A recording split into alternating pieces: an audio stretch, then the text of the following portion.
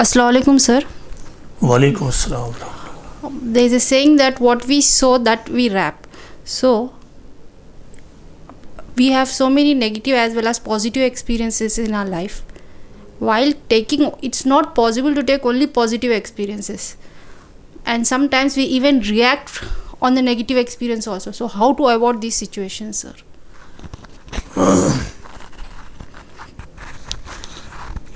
देखिए, दो बातें आप अपने सामने रखिए. न तो आप निगेटिविटी को रिमूव कर सकती हैं अपने चारों तरफ के माहौल से, और न ही ऐसा हो सकता है कि आप कंप्लीटली ऐसी बन जाए कि आप किसी भी निगेटिव सिचुएशन में रिएक्ट ना करें. तो न तो आप उसे रिमूव कर सकती हैं और ना कंप्लीटली आप ऐसा कर सकती हैं. चूँकि इंसान है, कभी इंसान आउट ऑफ कंट्रोल हो जाता है. लेकिन ये अल्लाह ताला की बहुत बड़ी मर्सी हम लोगों के साथ है कि एक तरफ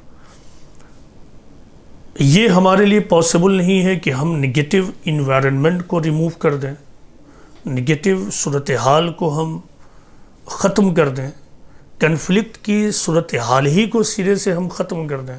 ये हमारे कंट्रोल में नहीं है. दूसरी तरफ अल्लाह ताला ने क्या किया, सब कॉन्शियस माइंड के साथ कॉन्शियस माइंड भी दे दिया. जी, अगर ऐसा होता, इमेजिन कि आपके पास माइंड ऐसा हो कि जो कुछ बस एक बार आपने देख लिया उसको दोबारा थिंक करके कन्वर्ट करना आपके लिए पॉसिबल ना होता, तब तो हमारे पास एक्सक्यूज़ होता कि चूँकि हमारे चारों तरफ नेगेटिविटी है, अनवांटेड सिचुएशन है, अनफेवरेबल कंडीशंस हैं, लिहाजा it is not possible to develop us as a positive personality. हम ये कह सकते थे ये, लेकिन ऐसा नहीं है. हमारे पास क्या है, हम अपने माइंड को कंट्रोल कर सकते हैं. हम इन्वायरमेंट को कंट्रोल नहीं कर सकते हैं, हम अपने माइंड को कंट्रोल कर सकते हैं, यानी कॉन्शियस माइंड को. किसी ने हमें हमारे ख़िलाफ़ एब्यूसिव लैंग्वेज इस्तेमाल किया, किसी ने मिसबिहेव किया, तो अब एक तरीक़ा तो ये है कि उस मिसबिहेव को उसी तरह हम माइंड में ट्रांसफ़र करते चले जाएं. हम उन गंदी बातों को, बुरी बातों को उसी तरह माइंड में ट्रांसफ़र करते जाएं. दूसरा तरीक़ा यह है कि उस मिसबिहेव को हम अपने माइंड में फ़ौरन सिंथेसाइज कर लें दूसरे फॉर्म में कि चलो उसने मिसबिहेव किया है, दिस इज़ हीज़ बिहेवियर और her behaviour, not mine, and of course this is bad. तो मैंने उस मिसबिहेवियर को बैड बनाकर अपने माइंड में रिसीव किया. उसी तरह उसके बुरे अल्फाज के बारे में हमने इसी तरह सोचा कि उसका मामला, उसकी गंदी ज़बान है, ये मुझे ज़ेब नहीं देता है कि मैं गंदी ज़बान बोलूँ. तो अब क्या हुआ, सब कॉन्शियस माइंड में, हमारे माइंड के उस हिस्से में जो हमारी पर्सनालिटी में रिफ्लेक्ट चीज़ों को करता है, चीज़ें इस तरह गई. तब ये मुमकिन होता है कि आप अपने आप को पॉजिटिव रख सकें. अलबत्ता यह है कि कॉन्शियस माइंड पे कंट्रोल रखना उसी वक्त मुमकिन होता है जब आदमी कॉन्शियस रहे,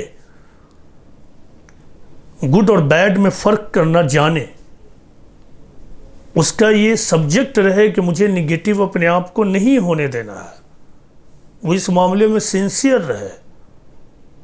ठीक इसी तरह कभी किसी सिचुएशन में आदमी निगेटिवली रिएक्ट कर जाए इन रिस्पॉन्स, तो फ़ौरन अपने आप को सुधारे. It was wrong, it was wrong, it was wrong, फ़ौरन बोले it was wrong, I was wrong.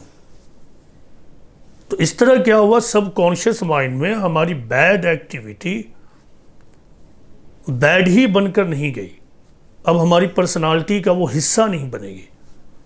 तो ये तरीक़ा है चीज़ों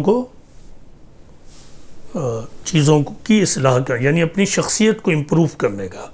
इसमें पैगम्बर इस्लाम की उस तालीम को सामने रखिए.